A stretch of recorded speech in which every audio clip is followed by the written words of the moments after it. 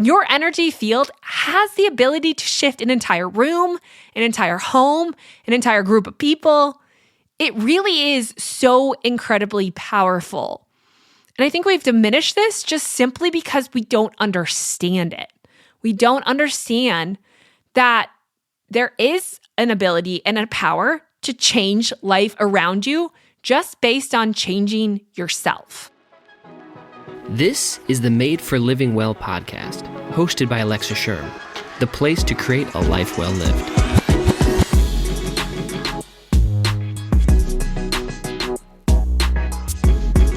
Welcome back to this podcast and this 8-part series called How You Heal. I am so thrilled you're here and listening to this podcast. If you're new to the podcast and you haven't heard the other episodes in this podcast series, it is kind of following an order that's pretty specific to healing.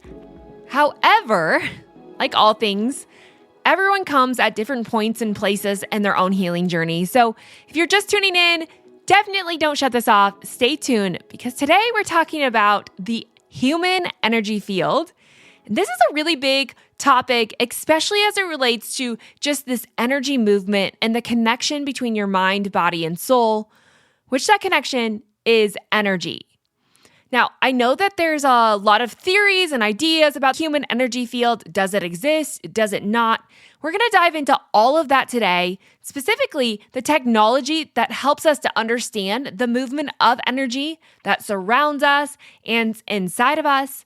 And then, of course, I share how you can healthify your energy field because it is this barrier protection that's going to help heal and protect your internal health. And as always, I share lots more information over at The Living Well, where I dive a little bit deeper into understanding the human energy field and all the topics we talk about here on the podcast. Some people just need to see it in writing rather than hear it. Just another way to back up and kind of refresh what you're hearing. Then I'm going to share a little bit more, especially as it relates to the emotional component of your energy field at the weekly fill, which you can sign up for right there on the homepage of thelivingwell.com. The weekly fill is completely free. It's a super fun space and community where you can leave comments and get to know more of my story, and we can start to interact to really create health within you. So over the course of the first few episodes, we've talked about everything, including changing your view of health, affect regulation, the polyvagal theory, the inflation of your ego as a survival response, and even self-love. I hope you're loving these podcasts as much as I've loved putting them together. And I've especially loved this topic today of the human energy field, which we're going to expand more on as we get into more actual and practical healing tactics in the coming few podcasts. Now, we are just halfway, so we have 4 more podcasts to go, so you're going to want to stay tuned. As always, if you love this podcast, please share it with your friends and family. It means the world to me. It helps to support the podcast and share it with other people who maybe otherwise wouldn't find it or hear about it. I really couldn't do this without you and your continued support. And of course, the podcast sponsors. Today's podcast sponsor is Element. Now, this one is perfect for the hot summer months, especially as it's been so hot outside. But regardless of whether you're hot or cold, a lot of people struggle with the hydration category. Like we're drinking and we have this fluid consumption down, but fluid consumption and hydration are 2 completely different things. In fact, fluid without the right electrolyte mix and minerals, including things like sodium and potassium and magnesium, actually can waterlog your body, causing more problems than it is helping. And that's why something as simple as Element and taking 1 package of Element every single day can help create that balance inside your body for the full day and days to come. Now, we all know the power of electrolytes, but I don't think we realize that this isn't just for hydration. There's so many properties of electrolytes, specifically sodium, that are needed for our mental health. A fun fact is that a sodium restriction inside the body actually causes a severe stress response. So that means you could not be living in stress at all, right? Like life could be going good, but if you don't have the right nutrients for your body to function appropriately, you are going to ignite a stress response. And one of those critical elements is sodium. An element happens to have all of the right things without all of the junky products that a lot of other electrolyte drinks have in them, including excess sugar. I've loved this product. I love the price point. It really has been something that I crave in my everyday and has helped me feel better and more energized all throughout the day. Plus, it helps with recovery. And as we're going to learn inside this podcast, so much of health is not just about how hard you push it, but how well you recover. You can learn more and grab your free sample pack at thelivingwell.com/LMNT. That's literally the letters LMNT. Head on over there to learn more and grab your free sample pack. And that brings me to today's podcast, all on the human energy field. Now, you know I love this topic, but surprisingly, I have not spoken specifically about your energy field in any podcast on the show, and we're over 300 episodes in.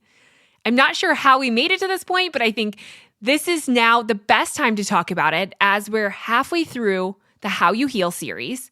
And understanding energy and your energy field is a critical component in the health of your whole. Because I think what we need to know about the energy field is that we all have one. It's this emission of energy that we put off, just like all things are kind of off-gassing or putting off different substances and in their own energy frequency. But understanding the health of our energy field is directly influencing the health of our whole. What's so important about this concept is that you really have to put together your body, mind, and soul into one component because your energy field is encompassing all of that. It's all of you coming together, and it's how that comes together that creates your field of energy. I know that energy can be a really triggering word for a lot of people.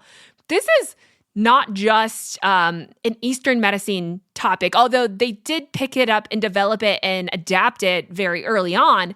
But a lot of Western medicine is actually using energy, and the Western world is learning a lot more about our energy field.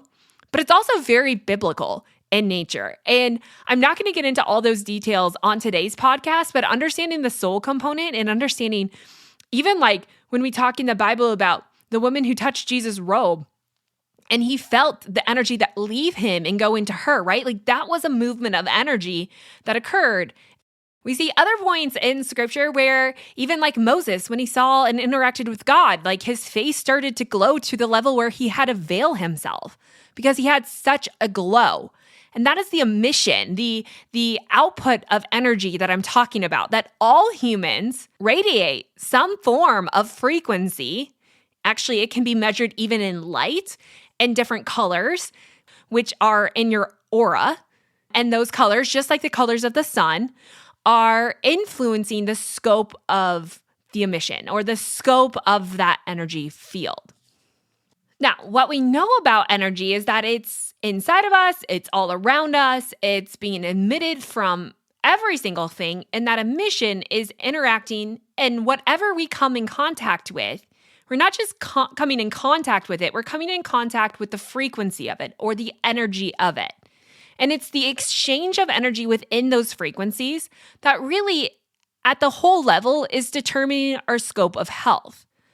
Because what we have to know about energy is a form of life. It's a nutrient that's necessary to keep our heart beating, to keep our cells functioning well. It's essentially a communication pathway that's going to help give our body the fuel it needs to do every single task that it does, while also giving it energy to live out your purpose. Now, of course, we understand energy in the form of I don't feel energized. I need caffeine. I'm so tired. I'm so exhausted. I'm burnout. We all talk about energy as if it's just this normal part of conversation. So I don't want us to get lost in the topic of energy field as some far out there kind of idea. The same energy that you talk about not having enough of, or maybe when you feel excessively energized or talking about your kids when they're bouncing off the walls, man, I wish I had that energy. That is the energy that we're talking about. Now, yes, in the biblical form, we can see a life force of energy that is more spiritual in nature. But that's not the same thing as the body's energy field. And it's important to understand that there's a major difference. Yes, we have a life force of energy, right? Like God and understanding and that faith component. But today I just really want to narrow in on when we talk about the healing practices of energy, understanding the body's specific energy field. Because the field of energy that you're emitting outside of you is the same scope of energy that is happening inside of you. And so if we want to heal our internal cells, we also have to work on, or maybe first and foremost, work on healing our external energy.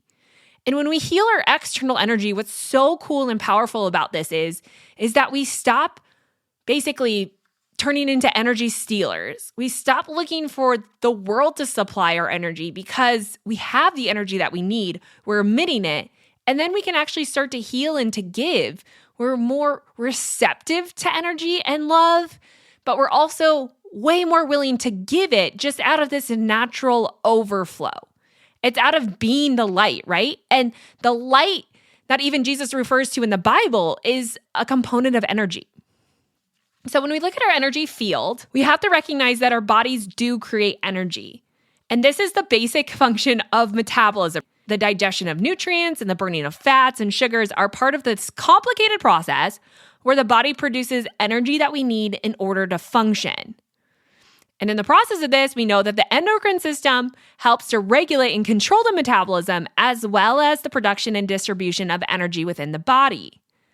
Now, when we talk about the energy field in relation to that, we're referring more to the specific flow of that energy throughout the body, not necessarily the creation of it, but the movement of energy. And what we know about energy is in motion. And part of that energy in motion is creating how you feel. Most specifically, your emotions.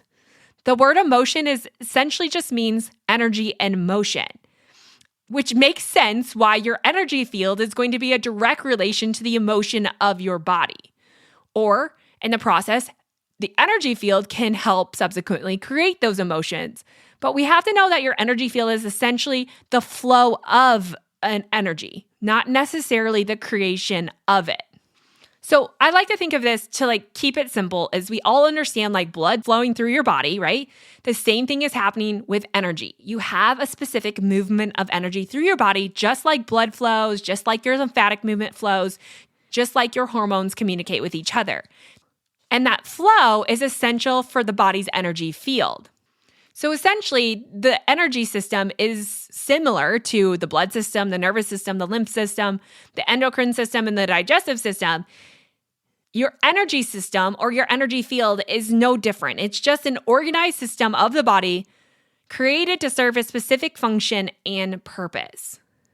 In fact, there's really a lot of research that has come out and is coming out about the importance of understanding your existence of your energy field and how altering that energy field can actually alter your internal energy.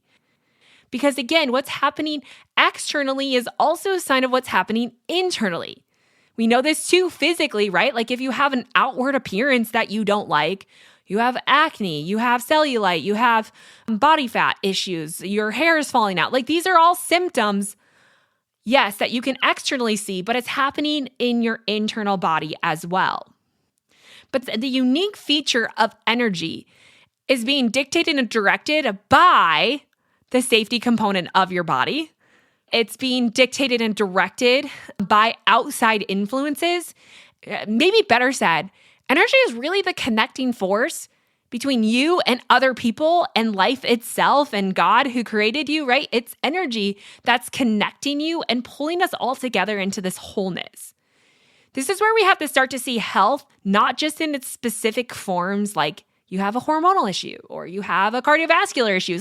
Yes, you may have those things, but those are all connected to the larger whole.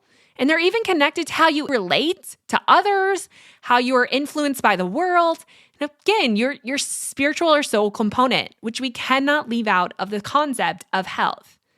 So we have to understand our energy field because it's connecting the whole of us to the whole of the world. And in the process, it's driving the health of our internal cells. There's a whole form of science that has been established and has become more well-known in the recent years. Even I was talking to my husband about it because there's a whole topic of quantum physics and quantum biology. And the word quantum is essentially referring to the energy of atoms, or the energy that creates atoms and creates matter. It's the idea that before there was matter, there was energy, and it's the energy that creates the existence of matter, or what that matter turns into. Not going to get into all the details of that, but really, even since we've been in college, this has been more pronounced. These concepts and studies have exploded. And there's a whole world of quantum biology now that is really understanding and starting to study how your physiological form is influenced by this move of energy. But when we get into this mind-body connection, that we have to understand that there is no separation between the mind and body, because the mind and body exist through this energetic connection. There is a direct line of communication, even from your soul, or what some would consider your heart, which is maybe an easier way to understand this, is that all of that is emitting and communicating and directly influencing one another based on beliefs, how you show up in the world, the emotions that you're emitting, how you're interacting and being influenced by other people, and even the things that you consume. Everything is influencing everything else in a positive or negative way based on energy. And your field of energy is created to try and achieve that state of balance, which is what all of life is looking for. And the law of vibration and the law of physics state that everything is always looking to achieve a state of balance. And when we look at quantum physics and quantum biology, it's this understanding that all atoms are absorbing and releasing energy in their dynamic role of attempting to stabilize and balance themselves in this soup of various forces that exist around it and within it at all times. And this is happening at the atomic level within every single molecule of the cell, and that is being portrayed in the outward appearance of your life. And I think this message is so powerful, and it was so powerful in my own healing. Because what happens to our energy field when we start to suffer in the energetic world of like not having enough, I don't feel well, you start to circulate in this negative mindset.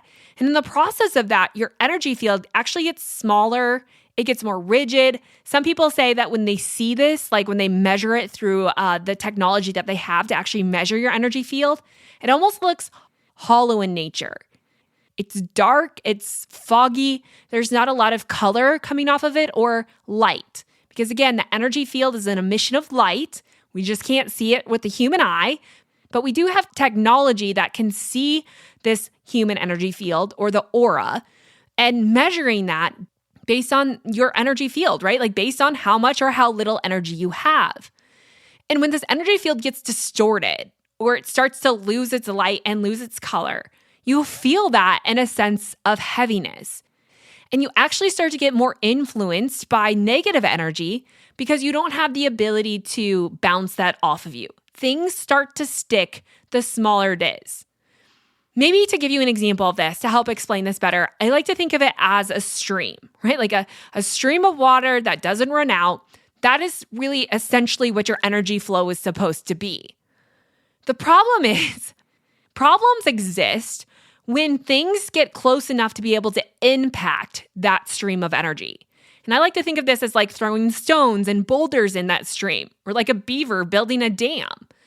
The more things you store and stuff and shove, or the more things that you allow to attach to you, to become your false identity, other people's, even when you have an unhealthy energy field, you allow other people's emotions to influence your own emotions. I am one of those people and I'm working on this, but it's essentially allowing these stones to start to settle in that stream. A little bit here and there is really not going to impact your flow of energy. It's going to be hard to understand or see that right away, but in time and throughout the course of your life, and the more you allow things to shove and store and hoard or to be influenced in this negative way, the more stones that you let exist within your stream, the slower and more sluggish that stream of energy is going to be. And eventually when that stops, that's where we see a lot of problems. Now, your energy field essentially is like keeping this barrier between you and the world that allows you to interact with the world, but it doesn't allow things to stick to you.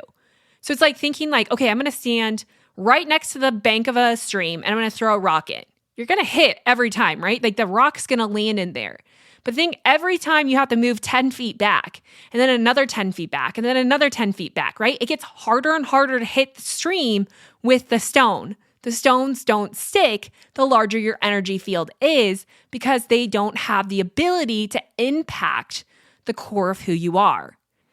So you can be influenced by negative processes without being negatively influenced by them, if that makes sense. Because your ability, the larger your energy field is, you have a larger ability to create balance within yourself at all times. And this is really where the resiliency comes in.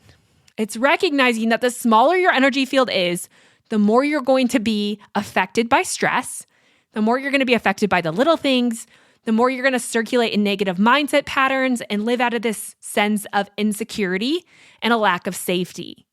And we know, based on all the other podcasts, what that does to the health of you. But the larger we can make our energy field, then the less we're going to be influenced by those negative outputs. And the more we're actually going to shift our environment in a positive way because we have so much radiating off of us without allowing things to stick to us, then we actually have the ability to change our environment. Your energy field has the ability to shift an entire room, an entire home, an entire group of people. It really is so incredibly powerful. And I think we've diminished this just simply because we don't understand it. We don't understand that there is an ability and a power to change life around you just based on changing yourself. And when we don't have a good, healthy energy field, what we do is we rely on other people to try and change us because we don't have the energy and the ability to do it for ourselves. So we go in search of it. And when we don't have enough energy, what we do is we become energy stealers because we need it. We're desperate for it. But when you steal energy without learning how to create it or expand your energy field, it really does stick to you instead of expand that field to create more space within you. You will do it out of desperation, but it's not necessarily the intended design of the body. It's not the best place to do it. Maybe better said, we shouldn't get our filling from the world. It will always create a void, right? Like that's very biblical. Our basis of energy should become from this spiritual aspect, right? Like that is the most filling form of us, to be filled on greater things, to be filled on God's word, to be filled. And this is where this huge soul component comes in. But just going back to the biology of it, understanding that this energy field, the smaller it is, the more threatened you become and the more likely you are to go in search of energy in unhealthy places, like trying to steal it from someone else or eat it in unhealthy forms of energy. Now, as technology advances, we're learning so much more about the energy field and its presence, how it flows, the different things it reacts to or interacts with, and the light that the body produces in response to this energy. Like the more energy you have, technically the more glowing you are. So when you tell someone like, oh wow, you're glowing right now, that is a stable and healthy or harmonious state of healing that the body is existing within. Technically, we want to reach this point where we're emitting more light, or that we're quote unquote glowing by creating this larger energy field. A lack of energy field or a smaller energy field is going to come with a dullness, a heaviness, an exhaustion, a burnout, where you just kind of shrink and become smaller and more dense. A lot of people start to gain weight here and their skin starts to fail. And this is really where we see a lot more disease come into the picture because it's a metric of energy. If your cells at the atomic level don't have the appropriate balance of energy, they turn into energy protectors and energy stealers. And that means instead of doing the job that they were designed, they're simply self-protecting. And part of self-protecting means not doing the job to its complete design, functioning only out of survival and self-preservation, not out of the good of the whole of who you are. We can see this in humanity, right? Like when people feel like they're completely threatened, they tend to shut down and isolate as a form of self-protection. And inside the body, our cells do the same thing. And when one cell struggles, you won't feel that. But when a group of cells starts to shut down and self-protect, you start to see symptoms and disease processes come into play. They have discovered that there's a very real and direct correlation between the body's energy field and the health of an individual. Like the energy field is connected to the emotions, nerves, and hormones of the human body. And a person with a healthy body shows to have an energy field that is stronger and more in balance than one who is sick. And what I think is so fascinating about this, and really why I wanted to talk about it, is because technology has found that in many cases, there has been evidence that a sickness or chronic illness began to show itself in the layers of the energy field even before it manifested itself physically in the body. Like we can start to see issues happening simply based on the size and the health of our energy field. Now, what do we mean by that and how do we experience that or balance that? Well, I think if we really have some kind of presence within ourselves, we have some kind of self-awareness, you can feel your energy. You can even feel it in the world around you. So, for instance, energy is transferred between you and other things and other objects and places, right? So if you say you walk into a church or you're in a communal worship setting, you can feel this like excited, calm energy. And that's really this balanced healing frequency that our body is really thriving in. And you can feel that excitement, right? Like if you walk into a room, you can generally feel the environment, feel the energy within that room and kind of read it based on whether it's good or whether it's bad. If you walk into a room and someone's really upset, you can feel that. If you walk into like a prison or like, people say that they walk into like Alcatraz, right? And you could feel it, like it made your skin kind of tingle and you got kind of scared and you felt a little insecure and you lost your security, right? Like you can just like feel this heaviness inside of it. And that's really the energy that we're talking about as in the energy field, as in this reception and giving of energy, we experience an exchange. The same happens when you shake someone's hand, when you give them a hug, when you have a conversation with them. All of that and the outcome of that is based on how your energies are interacting. If your energy is out of balance and you don't know how to refill yourself with the energy, you will probably negatively portray your energy on someone else. Whether you call it energy stealing or not, it's a rebalancing effect that must happen. And sometimes it's out of your control. For instance, this morning, it's the middle of summer. Things are, I'm not getting quite as much work done as I thought. We have people coming over. Our house is kind of a mess. My kids are fighting. I feel like my energy is at the breaking point. Like I am just like, I don't have enough to get all of it done that I need to. I'm very threatened in the energy category today. So what happens? In an instant and a need to balance my energy, I lost my cool on my kids, who clearly had a lot of energy, and a need to rebalance myself because I didn't self-regulate. I tried to steal that energy from them by kind of pulling them down into the same state that I was, so that there was more balance within the environment, more balance within myself, so I could regain a sense of safety. That's why hurt people, right? Is not necessarily because they want to hurt people, but because it's a biological and psychological response for the need to balance their energy flow, as is happening in all of life. It's always about this balance. Now, that's just one example, but we're constantly doing this when we don't know how to healthify our energy throughout that. Now, when it comes to healthifying your energy flow, obviously the energy field is really important. But I think one of the things that fascinates me most and why I talk so often about the mind, even though I specifically studied nutrition, and why some people are like, can we talk about food more? Yes, food matters because what you eat is actually influencing your energy, and why we need to eat more energy-giving foods, or I guess better said, look at food not just a metric of calories, but how those calories are influencing the energy in your body in a positive or negative way. Are they energy-giving foods or energy-void foods? So you can think about something like a Twinkie, right? Like it has calories, and calories are a metric of energy. But what calories can't differentiate, or they don't, is whether that energy is a positive energy life force to the body or a negative one. Is it helping the body to create and produce energy, or is it negatively impacting that energy? Is it sucking energy from the body to be able to utilize and process and digest and absorb and excrete whatever it doesn't need? So when we look at food, we can't just simply look at it based on its caloric intake or macronutrient intake, because that is not what's necessarily going to change your body.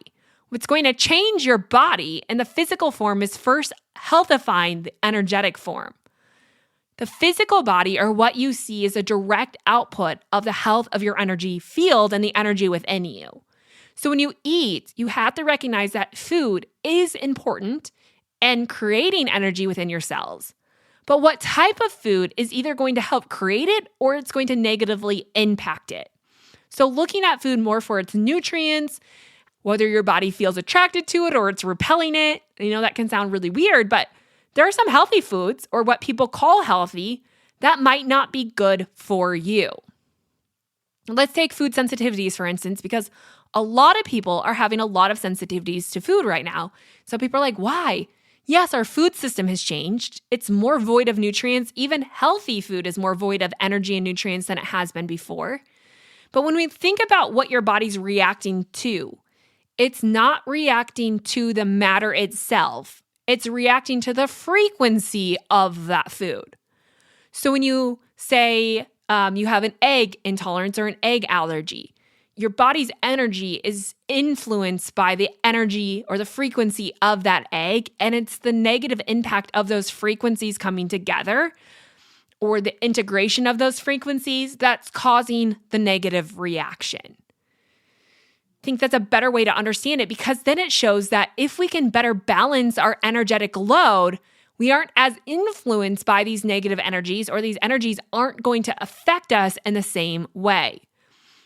And when you really look into there's different programs and practices that are helping to reintroduce allergens to people who are severely allergic to, say, things like peanuts, and that could go into anaphylactic shock.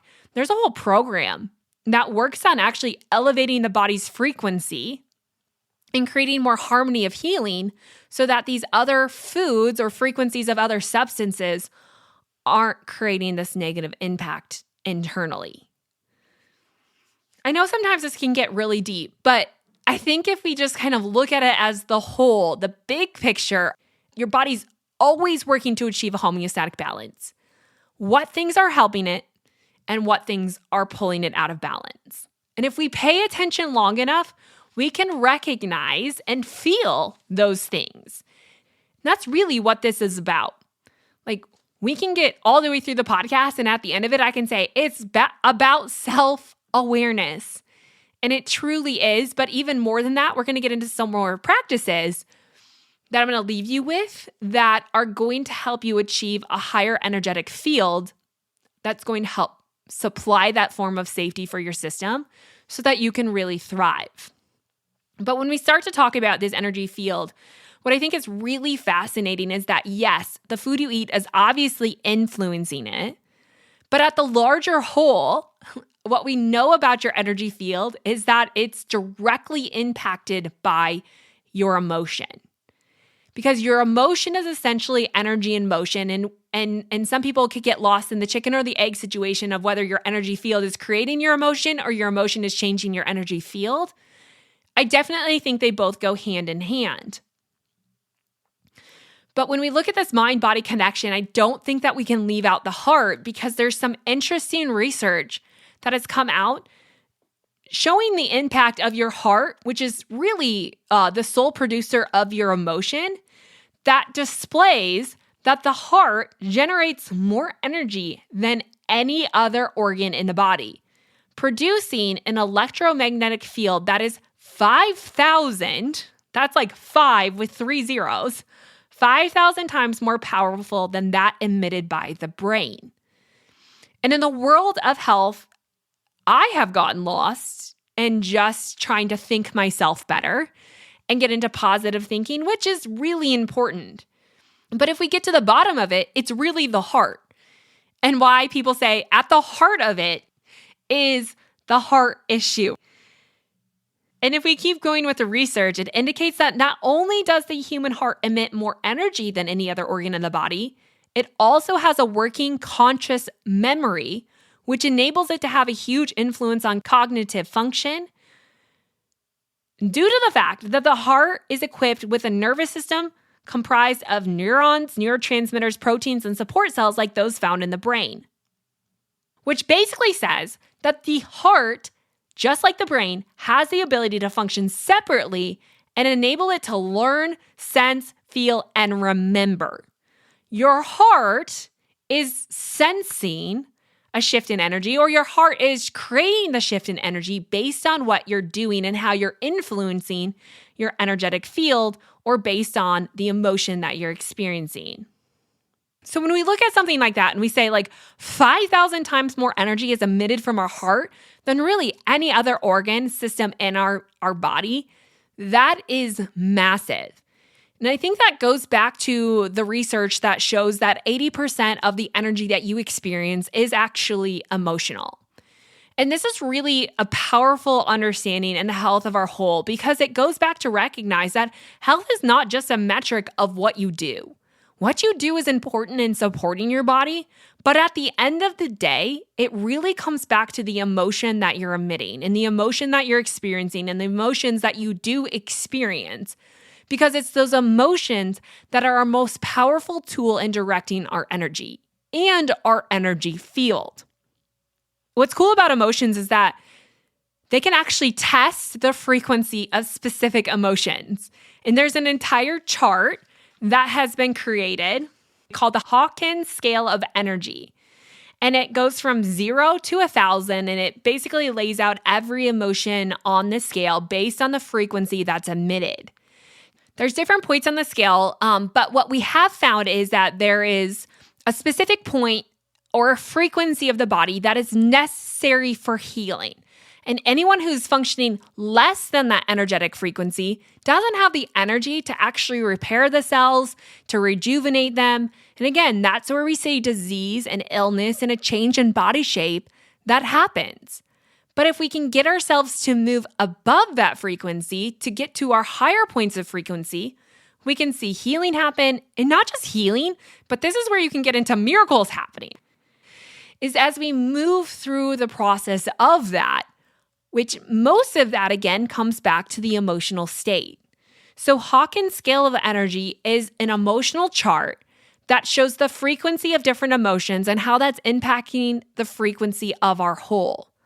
Now, they estimate that somewhere around 250 is this critical point of healing that needs to happen. Anything under 250, they assume, although everyone's energy field is unique and it's like their own thumbprint, that somewhere below that is really an out of balance state where the body can no longer heal and really thrive. It's more in that survival state.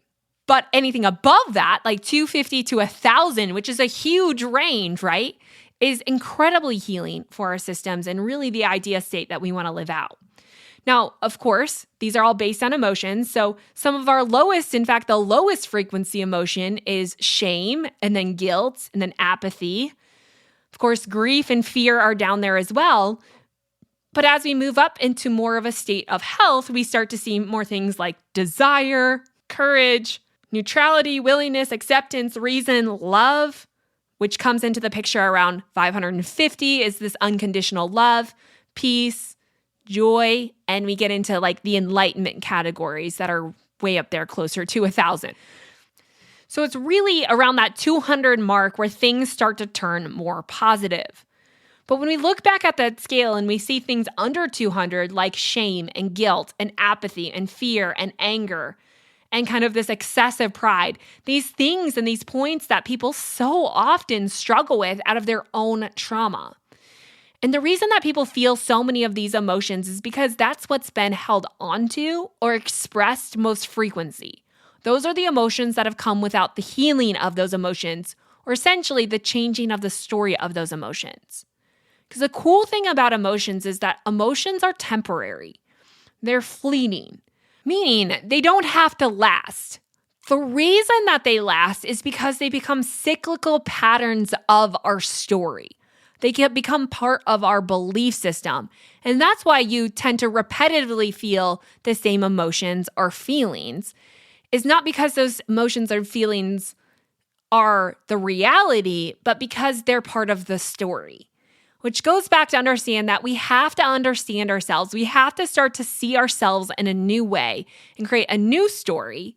Why healing can't just happen, and where energy, I think, gets twisted by just coming back home to yourself, because all you're going to see is brokenness, right? But it's starting to see yourself for how you were created, seeing yourself for who you are in Christ. This is incredibly important. I saw this quote, or I read this quote, and I thought it was so powerful in understanding this, but it says that being aware of yourself and the needs of your body is not wrong, but looking to yourself without considering who you are in Christ is not good. How can you fully know yourself without knowing God? Only when you know who you are in Christ can you ever know your own heart and your own selves, creating a new story. And so when we look at this, when we understand this, we have to know that just because you feel that way, or just because these have been your cyclical emotions, does not mean that has to be your story. And the only way to fully heal is to start to release some of those emotions, to let go of them so that you can be filled with better ones. So you can shift that story, and why we talked about that self-love, because that is a healing frequency. The form of self-hate that's filled with shame and guilt will always keep you stuck. And unfortunately, the more you live out of this, the less energy and discipline and willpower you're going to have to get yourself out of.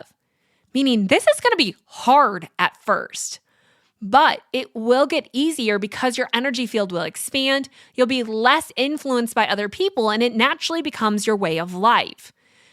But it's moving into those higher states, those higher energetic frequencies, by really taking time to get to know your heart, by taking time to get to know what hurts you and the pain that you've experienced. Because if we don't understand and we don't acknowledge those feelings, we'll never be able to change them. It's acknowledging without accepting, and that's a critical component in healing. I need to briefly interrupt this podcast to tell you about an amazing product that is going to help you with your energy. Now, one thing I haven't mentioned inside this podcast is how powerful and potent water is in conducting and moving energy. And as we know, our bodies are made up of mostly water. However, the healthiest body is a balanced hydration within the system. We don't want too much water or not enough water. Both ends of the spectrum can cause you to feel sluggish and tired and really create health problems. So it's always and only about balance, as you're learning inside this podcast. And one of the things that we need to balance our water and conduct more electricity and energy is minerals and nutrients like sodium and potassium and magnesium, which happen to be hard to come by in just a daily average diet. And that's why I recommend products like Element, which can help supply all of your needs for the day in one simple, easy-to-go packet with no hidden ingredients, no excess sugar, and no sketchy chemicals that are going to make your body more sluggish. This is the real deal when it comes to proper, balanced hydration, boosting your energy, helping you to feel well, recover better, and expand your energy field. You're going to love it, and you can learn more at thelivingwell.com/LMNT. And while you're at the Living Well, don't forget to sign up for the weekly fill, where I share so much more about this as we start to work ourselves into a month called Bioenergetic Nutrition and learning how to feed your body outside of all of these diet tactics, what is going to help you feel energized, and how you can eat to actually create more energy, lose weight, and feel better than you ever have without restriction, deprivation, or starvation. It's all happening over at the weekly fill. So check that out and grab some sample packs of Element using the link thelivingwell.com/LMNT. Okay, let's get back to today's podcast. I'm going to put the Hawkins scale inside the blog post and talk more about that because it really is powerful in your energy field. And when we get into the energy field in your aura and talking about chakras and meridians, which we often hear in kind of these cultic versions of energy healing, I don't want you to think of them in that way. I want you to think of them like arteries, veins, and capillaries. Like, these are very real things. These are not just ideas, but we can actually measure them and study them. Let me just explain them so you understand what they are. The aura refers to the exterior portion of energy field, the part of energy that flows around the outside of your body. And from this energy, the energy that enters the body happens through the chakras, which are kind of specific pathways where energy is allowed to come in. It's like your mouth allows food to go in your body. You can't just shove food in your armpit, right? Like, there's specific pathways that different things that you take in have to get in your body through. Like sunlight enters your skin, right? Yes, some people think you can eat the sun, but you actually intake it through your skin, and that's very healing for your system. We don't bottle up the sunlight and drink it like we do water. So energy from your aura is entering specific places inside your body. And from those chakras, they enter into the meridians, which are specific pathways or a network of channels in which the energy flows inside the body. And these channels tend to flow through the body's soft tissue very near the surface of the skin. So again, the aura is the external energy that's kind of surrounding you. The chakra is where the energy enters and exits through your body. And the meridians are the flow of energy within your body. Now, of course, there's this whole electromagnetic polarity and that we have positive and negative energy, which is not necessarily saying one is better than the other, but we have very different forms of energy that are happening inside your body. I'm not going to get into all of that right here, or necessarily where the chakras are or the meridians and how we can use that. I do think it's important to note, though, that we do have different chakras, and those different chakras are actually associated with different emotional components, actually different systems of the parts of the nervous system and organ systems that are going to change and shift how you feel. So when you start to understand, okay, have I thrown some stones in my creek? Where are those stones? What do I need to start to dig myself through? Because part of the release and part of the energy field is bringing it into your conscious awareness. We can only deal with what we're consciously aware of, and why presence is so important. One of the greatest techniques of the devil is just distraction and noise. And why I think even biblically, why we're called to pray and to meditate and to get silent and stillness and to rest in the Sabbath is just so we can create some presence within ourselves, because we can't heal what we don't know. And part of healing your body is bringing it into the conscious awareness so that you can do something with it, so that you can change the story. And yes, a lot of people have a lot of subconscious things that are buried within them. They're like, I can't even remember my childhood. Well, part of remembering, and not necessarily to re-traumatize you, but to get rid of it or to heal from those pains that you've experienced, is being consciously aware of what you're experiencing right now. And understanding this kind of aura or this energy field helps you to start to process through, okay, I am not feeling energized. I am feeling really sad right now, or I feel like tons of back pain. Starting to pick up on what stones might there be, and how can I process and start to release that instead of keep shoving it down. It's letting yourself feel deeper things to heal. And I think that's what we have to do, is not feel to stay stuck, is not feel to accept, is not feel to become a victim, but it's feel to heal. We have to start feeling the things that we feel so that we can start to change the story of what we're feeling. And in the process of changing the story, we start to change our energy field. Now, when we look at the aura and these layers of energy that are outside of our body, they come in different light forms. Just like the sun emits different colors, your body is emitting different colors as well. These are frequencies of light. And each layer of the aura contains a different form of energy that serves a different purpose in the body. Again, I'm not necessarily going to get into this, but I will leave charts over at the weekly fill where we dive a little bit more into this. The goal is not to not experience these painful things or not to come in contact with these negative energies, but it's really always about creating this harmony within them. It's recognizing the world, yes, is a broken place. You are going to experience hardship. Things are going to happen, but it's always learning how to rebalance that, how to ground yourself in a sense and truth so that you are not as impacted by that. So those things don't stick to you, but instead of that, you can irradiate yourself. That changes your environment and the scope of life around you.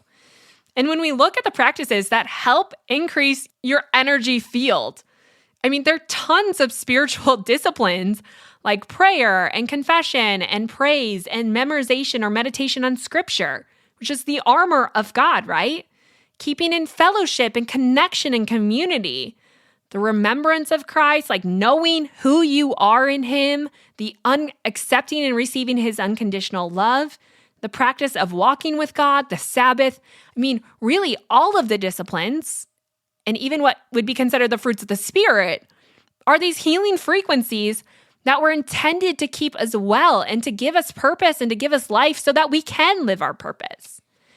But unfortunately, I think part of us, because we're living in such a low energy state, disciplines are really not anything that we hold fast to, partly because we don't have the energy to, but partly because I think we dismiss it as maybe more of the legalistic form of us, rather than looking at these things and discipline in itself as a gift to healthify your whole. So it's not necessarily about avoiding or getting rid of the imperfections of life, but learning how to harmonize with it, how to create a healthier frequency. And it starts by recognizing when you're out of balance or when your energy field or your energy in general is lacking. And when it's lacking, you have to know that you're going to be more volatile and you're going to be more influenced by other people. And I'm not saying that you shouldn't be around people. I think it goes to show that when you're struggling or you know you're out of balance, knowing what practices and people are going to help pull you up into a higher state of frequency, into a healthier energetic field so you can create or recreate or redistribute or widen and broaden your energy field is so important. I think this is why research shows you are like the 10 people you spend the most time with. You even look like them. It again goes back to this exchange and this balance of energy. If you're around someone who is functioning at a really low energy, you're going to find that it's going to be harder and you're going to have to fight more to maintain a healthy form of energy. One of the hardest things on energy levels is actually caretaking. So when we see someone who's like caring for an aging parent, that is a time when we see a lot more disease and energy deficits come into the picture, a lot more illness with the caregiver. Is not necessarily because they haven't learned to rebalance themselves, but because they're giving more than they're filling. I think this is why motherhood and having an infant is so hard on women, and also why childbirth is one of the higher forms of energy, is just to give you that boost to widen your scope of energy before you get into this year or 2 or 5 years that are really, really energy depriving. But it's knowing when you're in those states, what can I do and who can I surround myself and how can I experience and basically immerse myself into these higher healing frequencies of energy.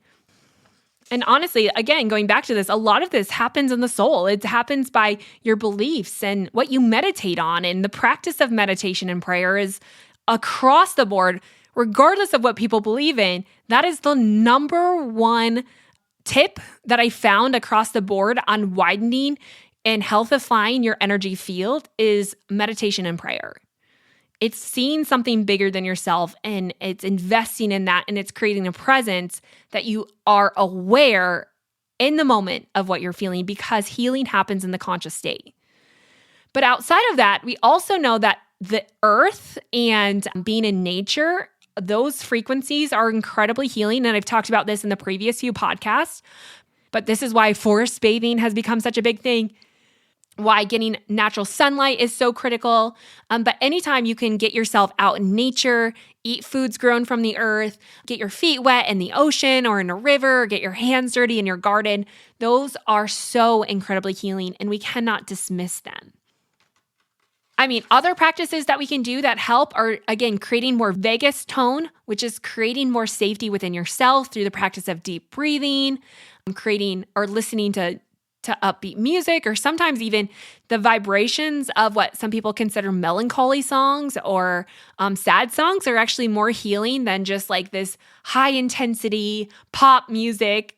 So if you're really kind of struggling, the melancholy or the sad songs are actually more healing than these kind of crazy upbeat rap songs or whatever you listen to. Of course, we need to eat healthier foods. We need to treat our bodies well. We need to create body care practices outside of what other people consider self-care, are actually just caring for you. And sometimes we get so lost in self-care that alone can be draining for you.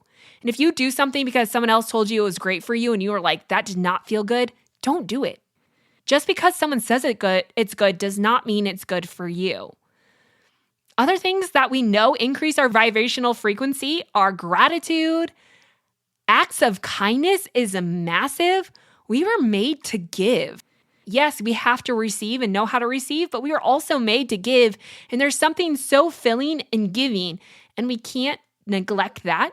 So do an act of kindness, practice gratitude. Obviously, shifting your thoughts or working on more of this positive thinking. And of course, community is massive. Who you spend time with and developing these healthy relationships is vital to the health of your whole. And I think at the end of the day, we can come up with all these lists, but instead of focusing so much on what you shouldn't do, I guess what I'm trying to say is, what if you just picked one or two things a day that really boost your energy load and your energy frequency? What if you took time to just do a daily devotional and move your body?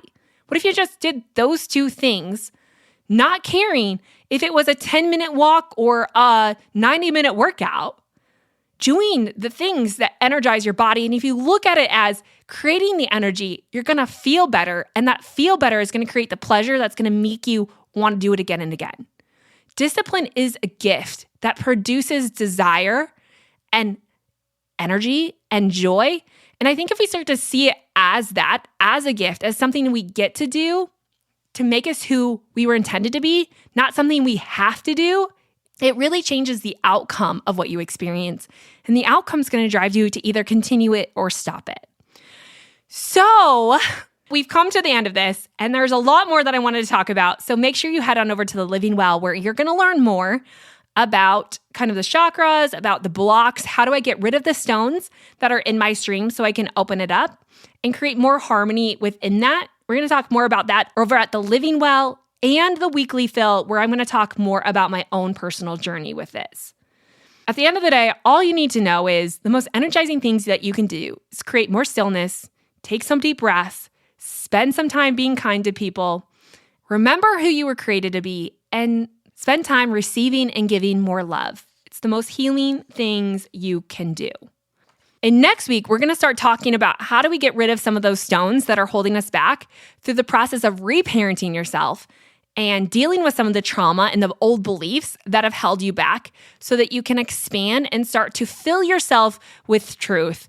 I'm inviting my husband back on as we talk about this because this is something we have both worked through.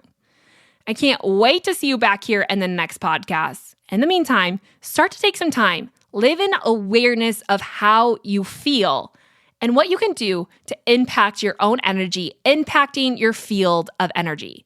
It is critically important in the health of who you are, and it's really not that difficult. This is the connection of your mind, body, and soul as one complete being, not separate entities, but how it's all working together. It is you.